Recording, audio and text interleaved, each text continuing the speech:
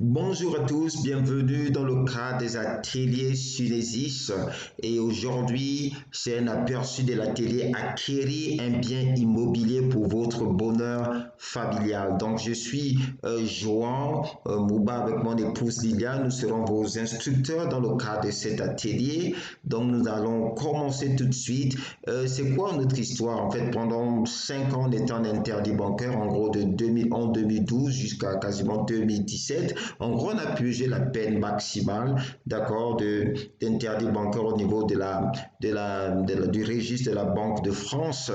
Et en fait, dans la même période, on avait envie, donc finalement, on a eu le projet de devenir propriétaire immobilier.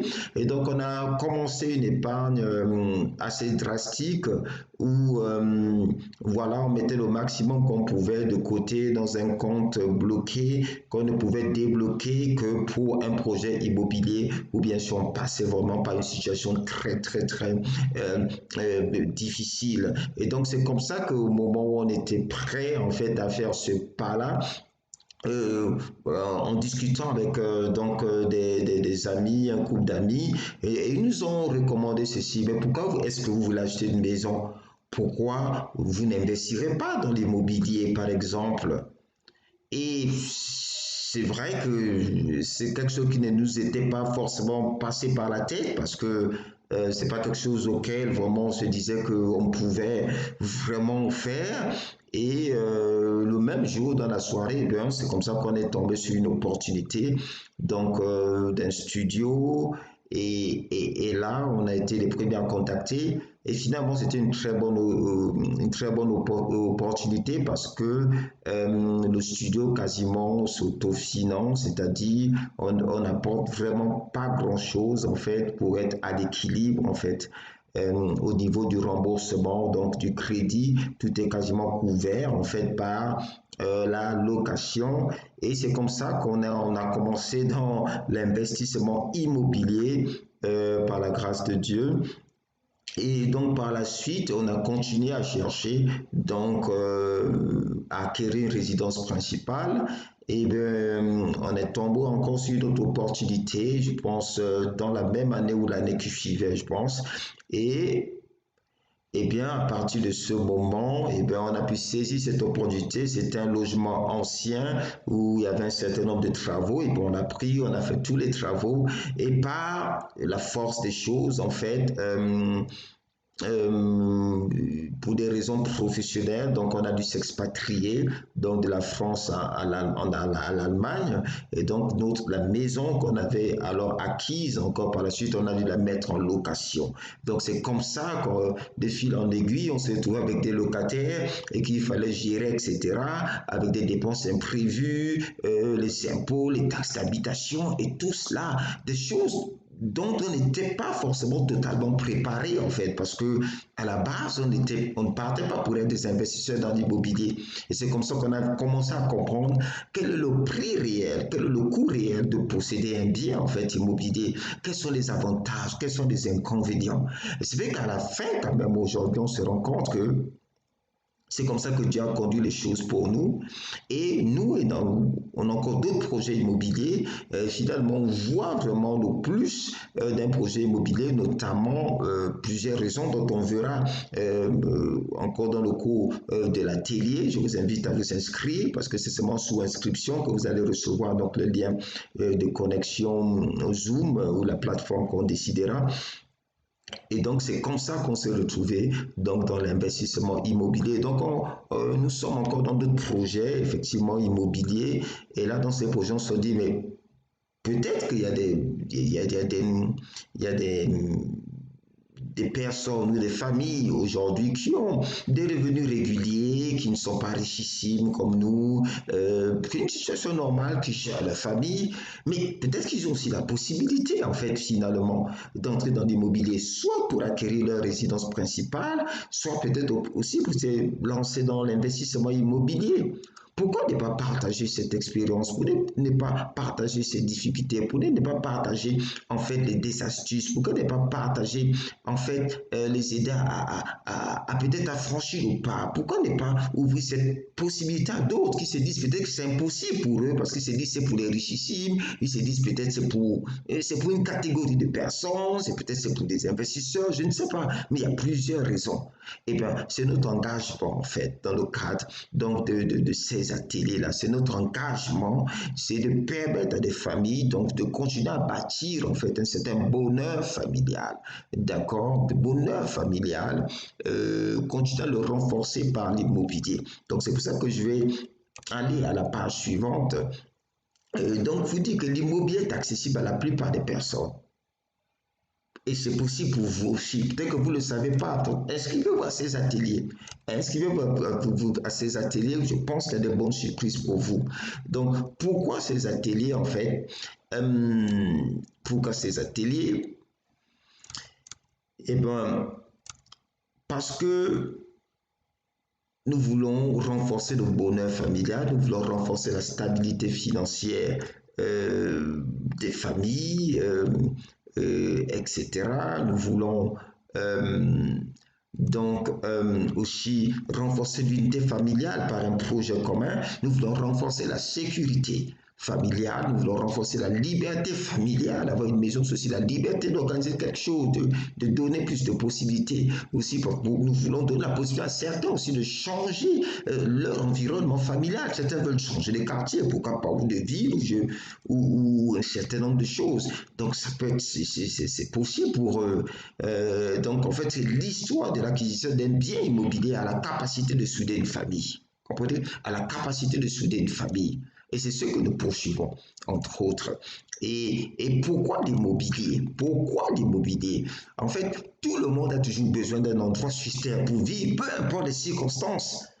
Et vous vous rendez compte, si vous regardez la plupart des dépenses d'un foyer, 30% vont facilement dans tout ce qui est maison et équipement, maintenance de la maison. 30% des revenus facilement. Alors pourquoi ne pas les utiliser justement pour un projet immobilier?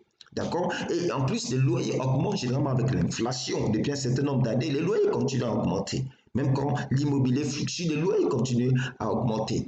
Et l'argent, c'est mieux de l'investir que de le laisser comme ça, parce que l'argent finit par être utilisé. Vous pouvez l'utiliser, pourquoi pas maintenant dans l'immobilier, soit pour générer des revenus passifs, ou bien pourquoi pour acquérir un bien immobilier. Je vous dis, l'immobilier est accessible à la plupart des personnes. Il y a d'autres avantages fiscaux, etc. Vous pouvez créer un patrimoine générationnel. Donc, il y a un tas de raisons en fait, qui poussent pourquoi l'immobilier, pourquoi aider les familles, pourquoi les encourager dans l'immobilier aujourd'hui. Nous allons voir encore. Donc, un bien immobilier, c'est un actif tangible. Ça, c'est une force de l'immobilier.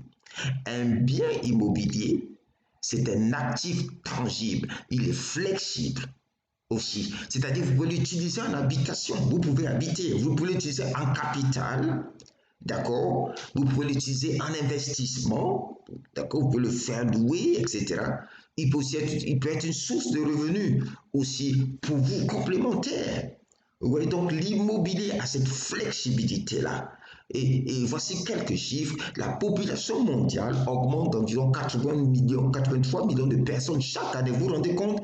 La population mondiale augmente, mais la superficie de la Terre ne change pas. Donc vous vous rendez compte, il y a toujours plus de personnes qui vont nécessiter de la Terre.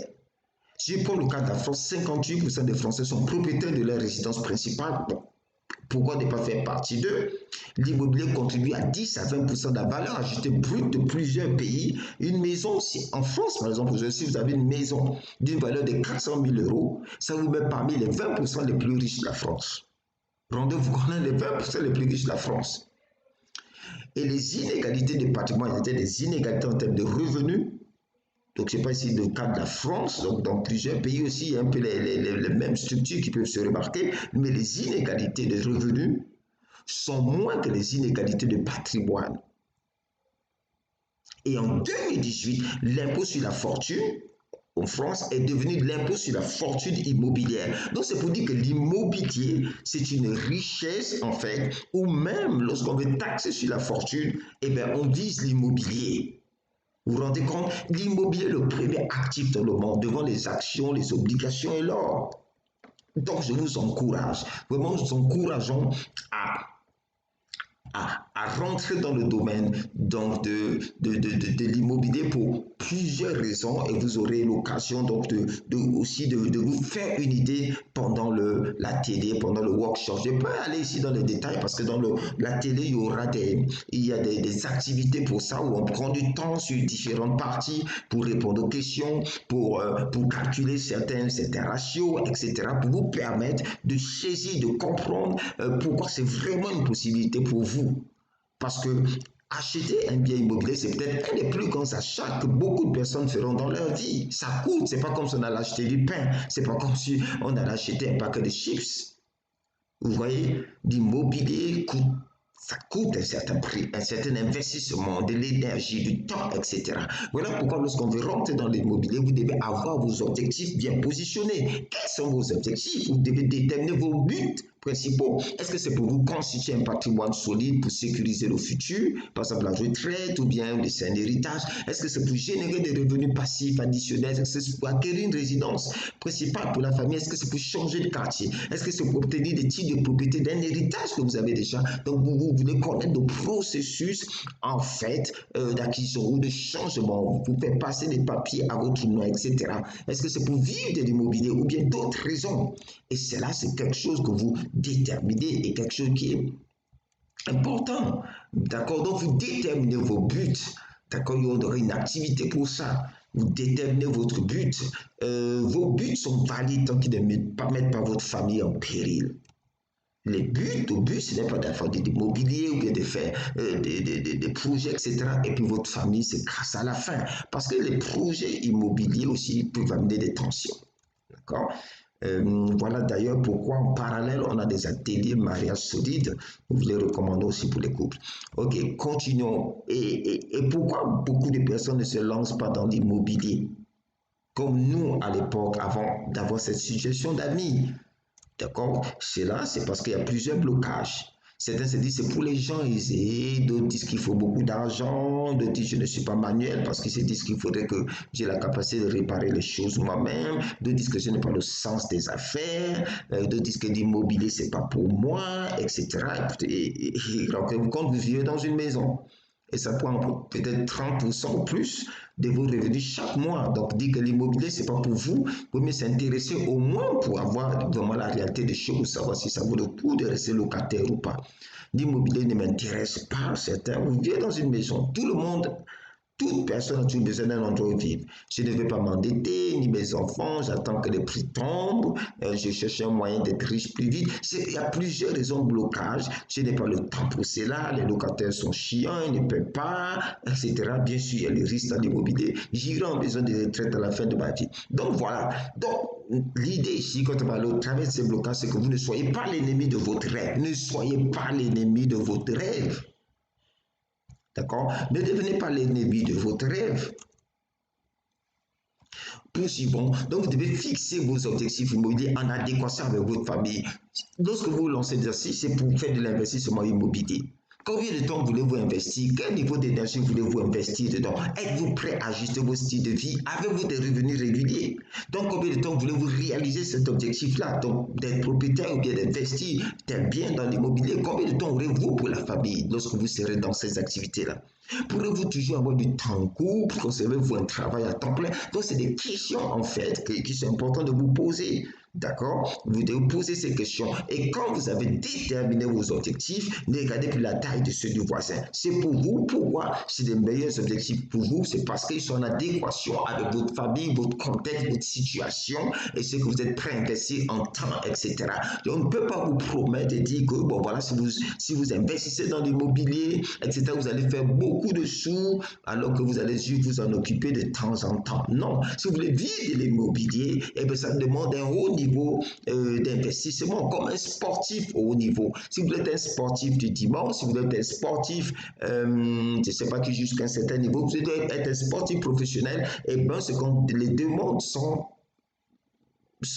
les demandes en investissement et en temps vont aussi s'accorder à cela. Donc, si vous n'êtes pas prêt à investir, par exemple, beaucoup de temps à gérer des biens à court terme, etc., eh bien, à ce moment, n'ayez pas des objectifs comme je vais vivre de l'immobilier nécessairement, chaque mois, je produis un autre salaire avec, etc.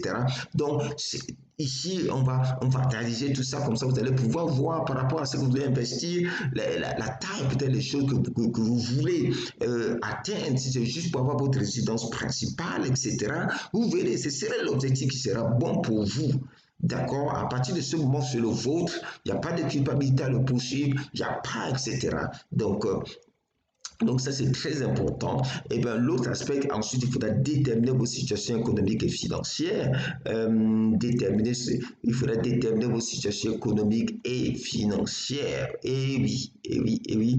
Et oui, il faudra avoir une idée de vos revenus mensuels, vos dépenses mensuelles, vos flux de trésorerie ou bien ce qu'on appelle généralement cash flow, quel est votre niveau de dette, vos épargnes, votre patrimoine net, vos capacités d'emprunt, vos taux d'endettement, votre reste à vivre, est-ce que vous avez des assurances, quel est votre niveau de vie, voilà, etc. Donc, quand vous savez où vous êtes, en fait, vous évaluez mieux comment arriver où vous voulez aller. Donc, tout cela, on va calculer ça, en fait. Ça vous permet juste d'être un peu plus réaliste et d'avoir des stratégies adéquates, appropriées pour atteindre votre objectif. C'est accessible.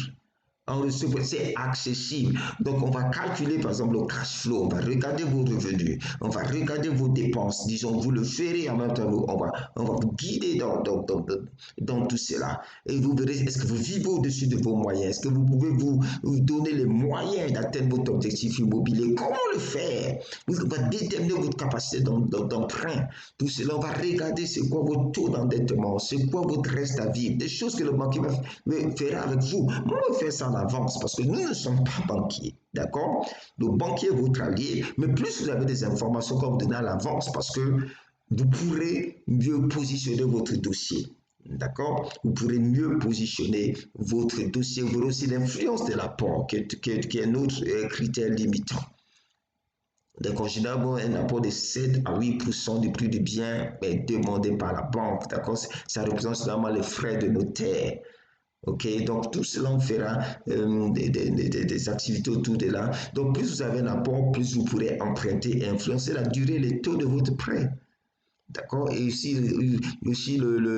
ensuite, il y aura les caractéristiques qui influencent le risque, votre scoring bancaire. Quel est le risque sur votre personne? Quel est le risque sur le bien immobilier? Le risque sur la personne, ça peut être la stabilité de votre profession. Quelles sont la stabilité de vos contrats? Vous voyez? Donc, ça, c'est des choses. Votre santé actuelle, etc. Excusez-moi. Et les risques sur le bien, en fait, généralement, la banque s'est dit, si jamais on fait un prêt et que la personne ne peut pas rembourser tout complètement, est-ce que là où le, excusez-moi, est-ce que là où le bien se positionne est localisé, sera facile pour nous de le revendre et de récupérer tout l'argent qui est investi ou bien du prêt, etc. Donc voilà, c'est des risques, par exemple. Donc tous ces risques-là, donc la banque va faire une sorte de scoring et la banque va surtout regarder en fait les 3 derniers relevés de vos comptes, de tous vos comptes, d'accord? Pas juste les comptes, vous ne pouvez pas choisir quel compte vous allez présenter à la banque. Donc à ce moment, vous soyez irréprochable dans cette tranche. C'est quoi être irréprochable pour la banque? Eh bien, ça, on fait aussi des activités dans le cadre donc, de l'atelier. Une chose, c'est quel est le vrai coût de posséder une maison? D'accord? Pour avoir une maison, ensuite, il y aura quoi? Vous avez le remboursement peut-être du crédit, des propriétaires, la taxe foncière, ou bien si vous habitez, vous avez la taxe d'habitation. les impôts éventuels, voilà, si vous faites louer sur vos revenus, les charges de copropriété, des fois si vous êtes par exemple dans un immeuble, etc., et l'entretien, il peut y avoir différentes choses, certains peut-être même de cheminée. Donc tout cela, il faudrait que vous évaluez un peu le coût du type de maison que vous recherchez, tout cela. Et l'assurance, et quand vous avez une idée un peu du coût, vous pouvez vous dire, peux je me l'offrir, et vous pouvez ajuster vos objectifs. C'est ça le but en fait. Vous allez analyser et réajuster en fait l'adéquation de votre objectif, de vos objectifs à votre situation. Et plus vous êtes préparé comme ça, mieux ce sera pour vous. Vous verrez à peu près vos budgets réels, qu'est-ce que vous pouvez prôner, etc. À quoi vous pouvez aspirer d'une manière concrète. Parce que l'idée, c'est d'être propriétaire, de définir un objectif immobilier cette année sur l'acquisition d'un terrain, peu importe votre objectif immobilier. Donc, les objectifs, c'est réagir selon notre situation pour être réaliste. Voilà. Et comment on peut réaliser un objectif immobilier? Ben, pour fixer cet objectif-là, on le fera clairement. Vous découpez l'objectif en actions, planifier les actions, exécuter les actions, réajuster les actions selon les résultats, si ça donne des résultats escomptés ou pas. Et là, vous réajustez les choses et vous vous relancez. D'accord? Et c'est ça l'idée que nous avons. Et donc, maintenant, poursuivez vos objectifs immobiliers lorsqu'ils sont fixés. Dans Habakkuk, c'était une parole qui est dans la Bible. Habakkuk de l'Éternel m'adressa la parole et il dit écris la prophétie, c'est-à-dire ou la vision, grave-la sur des tables afin qu'on la lise couramment. Donc votre objectif est comme une prophétie, c'est comme une aspiration, d'accord? Et il y a la version anglaise qui dit Then the Lord answered me and said, write the vision and make it plain on tablets that he may run who reads it. Okay? Donc ici dans la version anglaise, il y a l'idée de que celui qui puisse lire la vision pour objectif est clair, lorsqu'il lit la vision, il puisse courir avec la vision. Et c'est ça l'idée maintenant. À partir de ce moment, vous allez courir avec la vision. C'est là où on va aller pour regarder comment trouver ce bien que vous recherchez. Quelles sont les formalités qui vont être faites, etc. Ou si vous voulez investir, quels sont les rendements auxquels vous aspirez? Comment sélectionner les biens? Comment arriver à bâtir un certain patrimoine? Comment réussir votre projet immobilier? Et c'est ce qu'on va voir dans ces parties. Et vous allez courir en même temps que vous aurez des actions entre les ateliers, etc. Parce qu'il y a différentes dates pour les ateliers. Donc inscrivez vos ateliers. Il y a des ateliers mariage solide. Il y a les ateliers acquisition immobilière, ils sont tous gratuits. Donc pour les ateliers acquisition immobilière, il y a déjà des dates fixées le 16 janvier, le 20 février. Donc entre les ateliers, vous allez passer à l'action et on fera le point. Donc cette année, c'est l'année des mariages solides et des acquisitions immobilières. Nous aussi, nous avons un projet immobilier accompli cette année. Et nous aussi, en même temps qu'on fait la télé, on est en train de poursuivre aussi sur la réalisation de ce projet immobilier. Donc voilà, que Dieu nous aide tous à accomplir cet objectif-là au nom de Jésus. Allez, inscrivez-vous, envoyez l'email à sunesis.center@gmail.com ou si vous êtes en France ou quelque part dans le monde, vous pouvez appeler directement au numéro qui est ici ou bien à l'un des deux numéros, mais ou envoyer par WhatsApp au plus 49 15 21 39 21 810. Voilà, Sunesis Center. Donc cette année, nous croyons que les projets immobiliers vont s'accomplir, vont se réaliser. Et vous allez faire partie. Vous faites partie de cela. Vous faites partie de cela. Je vous donne rendez-vous à la télé. À bientôt.